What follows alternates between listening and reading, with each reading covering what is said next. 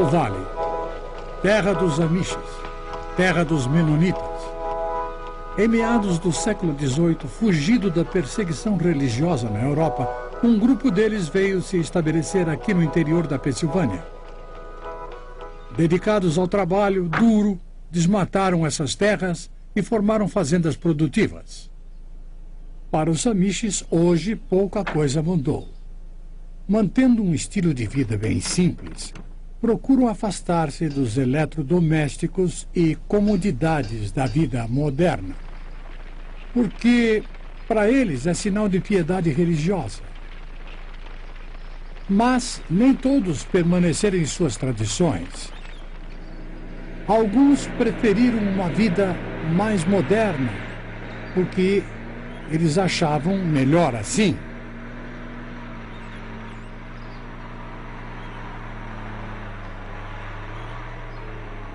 Vejam bem, o nome desse homem é João Cross. Ele é coordenador de um dos ministérios da missão, Novas Tribos. Uma organização que trabalha quase que exclusivamente com povos tribais em vários países do mundo. Você talvez pergunte, João, o que está fazendo aí, no centro da Pensilvânia? O que é que isso tem a ver com a evangelização das tribos? Bem, eu quero dar a você a base do nosso trabalho, contando uma história que começou aqui, bem aqui neste vale. Um dos filhos desta terra é Marcos Zuck. Há 10 gerações, em 1742, a família Zuck emigrou da Suíça para cá e tem vivido aqui desde aquela época. Mas Marcos não ficou. Depois de ouvir um desafio missionário, ele e sua esposa decidiram que também seriam missionários. Então foram a uma agência missionária para uma entrevista.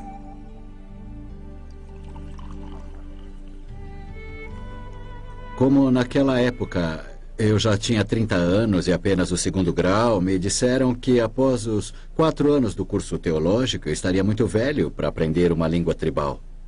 Questionavam se deveria levar meus filhos para uma tribo ou ir para um clima tropical com os meus problemas de saúde. Diziam, deixa os nativos para lá, eles estão felizes. Rejeitados, mas não derrotados, Marcos e a esposa Glória foram para uma das escolas da Missão Novas Tribos. Ali receberam um preparo especializado em evangelização transcultural. Assim que terminaram o treinamento, foram enviados pela sua igreja local até um campo missionário.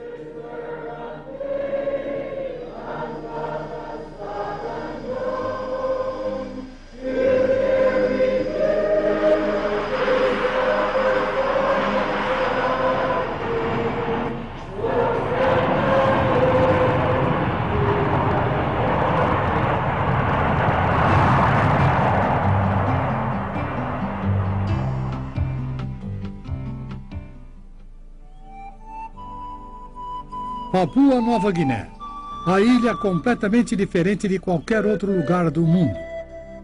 A terra onde o tempo é esquecido. Isolada, é um cantinho maravilhoso da criação.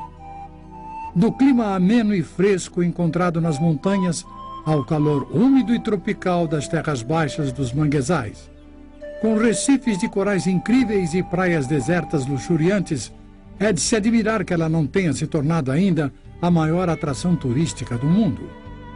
Localizados numa das ilhas da Nova Guiné, os Mokes têm vivido e morrido por séculos. E é esse povo que se tornou parte importante da vida de Marcos e Glória. Com frequência, nossa ideia do que está envolvido num trabalho missionário dessa natureza não é correta. Você não começa a pregar a palavra no primeiro dia, quando você chega na aldeia. Se você fizer isso, vai causar problemas e provavelmente será o último a tomar conhecimento deles. Antes você tem que embarcar na aventura do aprendizado, aprender como essas pessoas pensam, como falam, o que as faz assim rijas. A questão é por onde começar, o que fazer no primeiro dia, no segundo dia. Quando você chega numa aldeia, as coisas que aprende primeiro são as mais óbvias. Onde eles moram, o que eles comem e como preparam a comida. E, é claro, de onde obtêm os seus alimentos. Os Mooks gostam de comer carne de porco selvagem que eles capturam em redes armadas pelo mato. No dia da caçada, todo mundo levanta bem cedo e todos participam.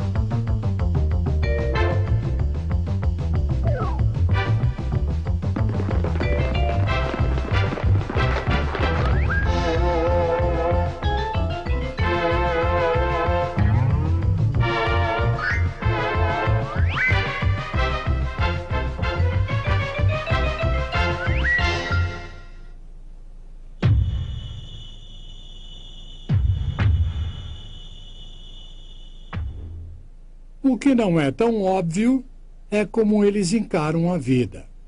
Alegria exterior não significa vida sem medo por dentro. É preciso determinação no estudo para conhecê-los a fundo.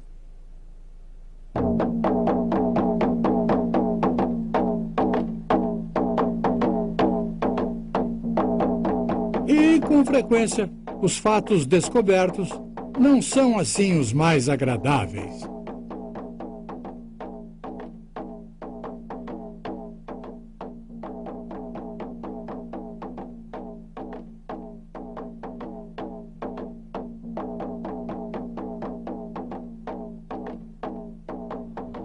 À medida que estudamos seus costumes e a maneira de pensar deles, uma das coisas reveladas foi o constante temor de opressão em que esse povo vivia.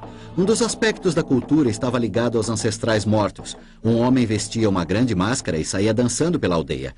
Eles criam que esse era o espírito de um ancestral morto voltando. Os homens nos contaram que as mulheres não sabiam que eram eles que vestiam a máscara. Eles guardavam a máscara escondida num lugar reservado exclusivamente para os homens. Eles nos explicaram o seguinte: se uma mulher visse a máscara ou se ela descobrisse que se tratava de um homem que a vestia, não um espírito, o castigo para aquela mulher era a pena de morte. Quando eu era um menino, minha mãe descobriu o segredo e viu a máscara.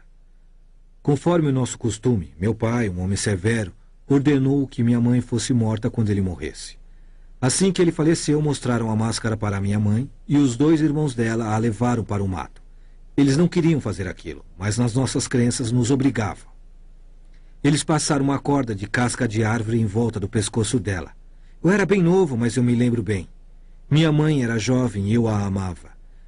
Minha mãe foi morta porque ela viu a máscara. Nós vivíamos aterrorizados. Time goes by, the day, the night, and they don't know. Children cry, men live, they die, and they have no hope. So many people just existing. Are we really listening to the tears and the fears of the unknown? Oh, killing to live and living to kill, yet dying in their sin. Their faiths are strong, but they're all wrong. Their gods just can't win. They tremble at the thought of them. The sun, the moon, the birds, the spirits. Oh, how can it be that they just don't know? He is willing that none should perish. He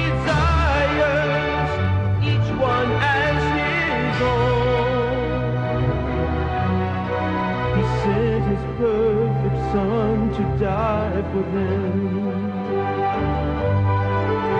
The Son now reigns next to his Father's throne, but so many just don't know.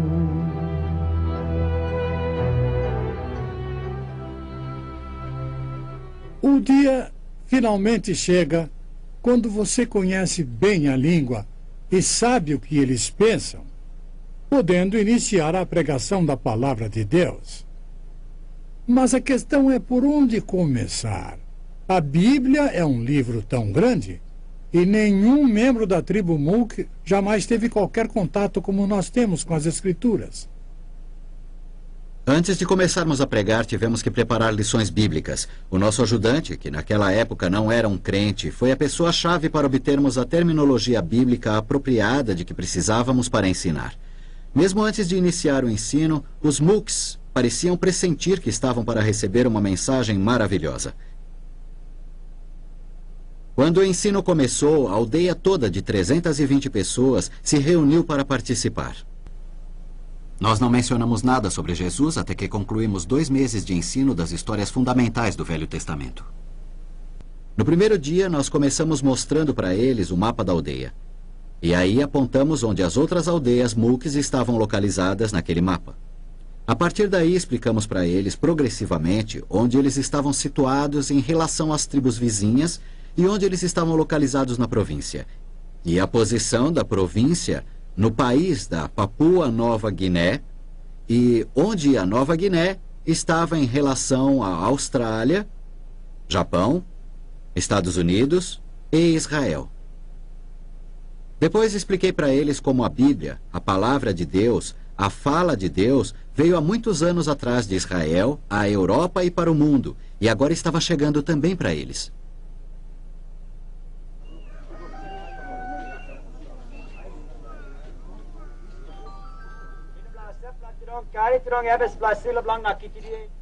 Na segunda lição, nós discutimos as crenças dos diferentes grupos sobre como eles surgiram na Terra. Os Mooks criam que foram criados por 2 tipos de pássaros.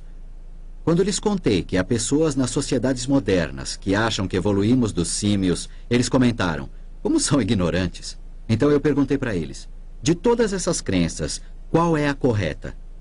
E eles disseram, nós não sabemos. Aí eu expliquei para eles que por essa razão Deus nos deu sua palavra escrita que nunca muda. Começando com Deus, lhe explicamos como Ele é, seus atributos. Aí falamos sobre Satanás e seus anjos caídos.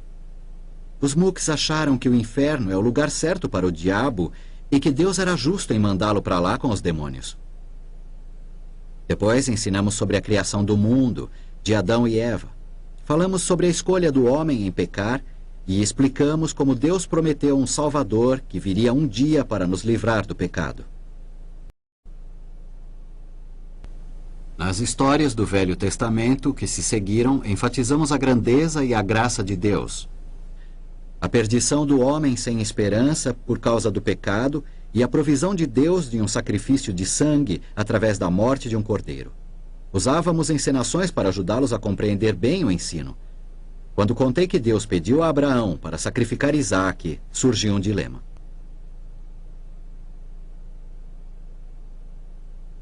Abraão, obviamente, era um homem piedoso, de forma que ele deve obedecer a Deus. Mas foi através de Isaque que o Salvador foi prometido. Eu sei que Abraão vai obedecer e que Deus salvará a vida de Isaque. Talvez com um cordeiro como substituto. Antes de terminar a história, 4 homens vieram individualmente me sugerir que Abraão obedeceria a Deus e que ele interviria salvando a vida de Isaque, providenciando um cordeiro como seu substituto. Eles desenvolveram uma reverência sincera para com Deus e temiam que pudessem ser destruídos por causa dos seus pecados. Eles disseram, nós somos exatamente como aquelas pessoas de Sodoma e Gomorra. Por 2 meses nós ensinamos lições chaves do Velho Testamento cronologicamente antes de apresentarmos Jesus como Salvador, nascido como uma criança neste mundo. Ao estudarmos a vida de Jesus, os Mooks se tornaram grandes admiradores do Senhor. Jesus se tornou o herói da tribo. Eles o amavam e o veneravam. O povo da aldeia nunca perdeu uma lição durante as semanas que Marcos ensinou, de segunda a sexta, 2 vezes por dia. Os doentes eram trazidos em macas para os estudos. Quando uma gestante estava perto para dar à luz, eles arrumavam um jeito para que ela pudesse ficar pertinho o suficiente para ouvir as histórias.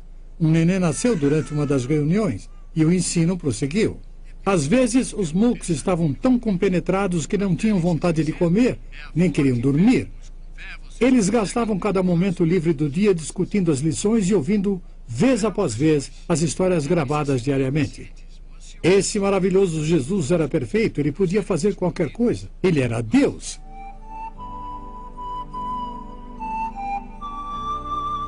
O dia, enfim, chegou quando foi contada a história da traição de Jesus por Judas e o seu julgamento diante de Pôncio Pilatos. O povo ficou revoltado com Judas traindo o Salvador, mas eles criam que, de alguma forma, Jesus iria se livrar. Essa foi a última história que nós lhes contamos, antes da apresentação do Evangelho. No fim dela, nós dissemos para eles: amanhã nós terminaremos nosso ensino. Na manhã seguinte, a aldeia toda estava reunida antes do nascer do sol. E eu comecei apresentando Jesus diante de Pilatos. As pessoas estavam muito sérias. Quando viram na representação Jesus sendo cuspido, açoitado e colocado na cruz, eles ficaram simplesmente atônitos e abalados.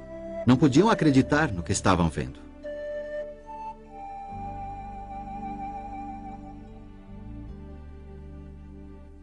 Porque a morte e o derramamento de sangue têm um significado profundo para o Evangelho. Nós havíamos enchido um balão com água colorida para ser furado por um dos soldados romanos. Foi quando eles viram o sangue que a história começou a ter significado para eles. Nossa exposição e apresentação da ressurreição de Jesus foi simples, mas poderosa para eles. O Salvador estava vivo.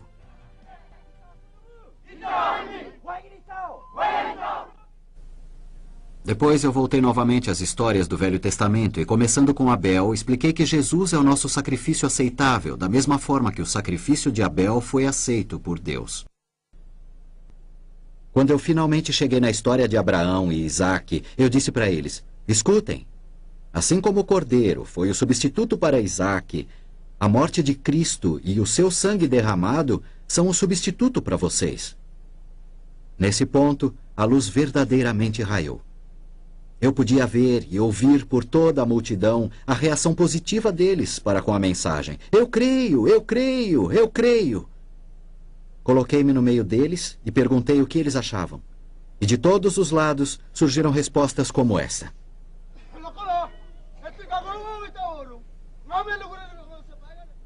Eu sei que nasci no pecado e creio que Jesus pagou pelos meus pecados, que ele morreu em meu lugar.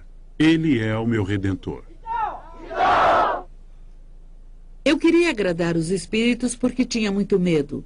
Não sabia como me livrar dos meus pecados, mas Deus, por sua graça, trouxe vocês aqui.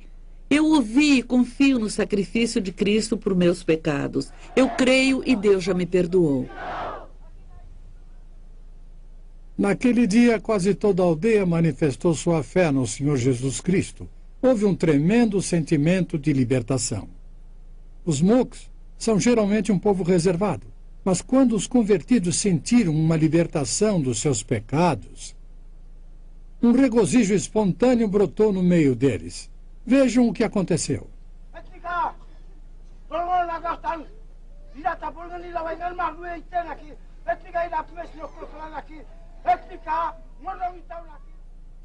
Esse homem está testemunhando que ele também crê que Jesus Cristo pagou pelos seus pecados.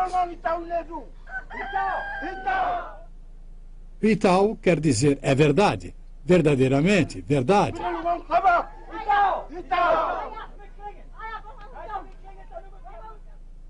A vovó também se regozija porque também crê.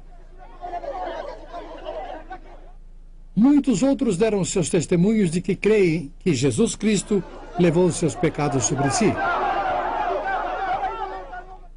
Marcos diz que se eles creem, então a palavra de Deus diz que os seus pecados estão perdoados. E tal, é verdade.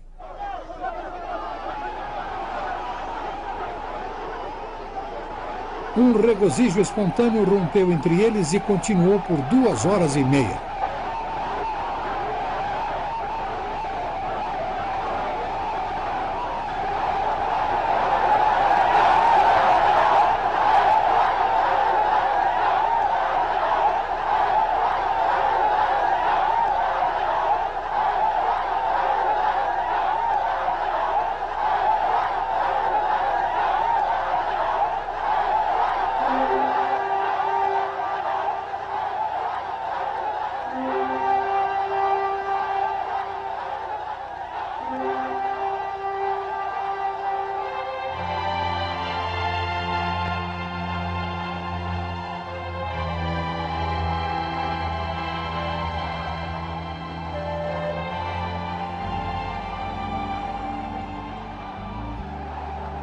Senhor Zuki, nós consideramos o seu interesse em nossa agência missionária, mas sentimos muito que vocês não sejam adequados para o campo.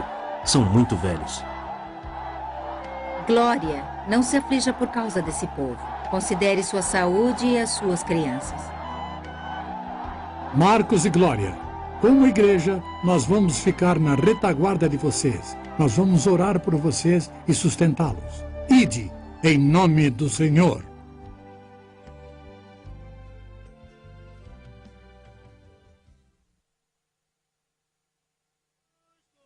A obra missionária passa por lutas imensas e nós precisamos do teu apoio e das tuas orações. Entrem em contato conosco e teremos o maior prazer em atendê-lo.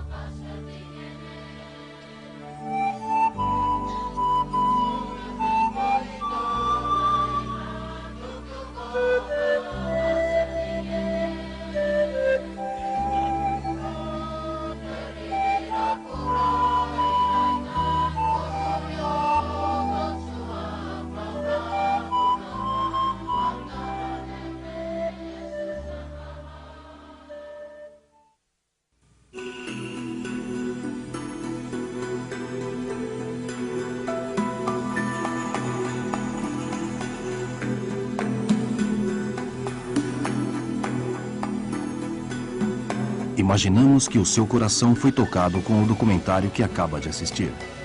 Talvez você esteja pensando, será que estas histórias só acontecem lá nos lugares distantes? A resposta é não. Na verdade, muitos missionários brasileiros e estrangeiros atravessam fronteiras geográficas e culturais para levar a preciosa mensagem da salvação nos rincões de nosso país. E mesmo fora dele, onde estão acontecendo muitas histórias semelhantes a esta. A missão Novas Tribos do Brasil tem centenas de missionários envolvidos na evangelização e assistência social a dezenas de povos indígenas. No Brasil e em 4 países africanos, muito trabalho existe para ser feito e os obreiros são poucos.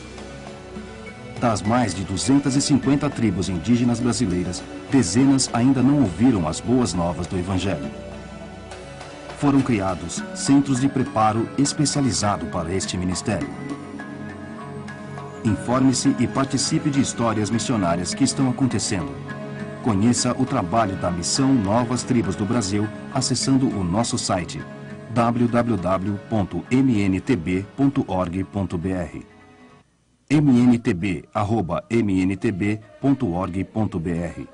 Caixa Postal 221-7500-1970, Anápolis, Goiás. Fone, código de área 62 3318-1234.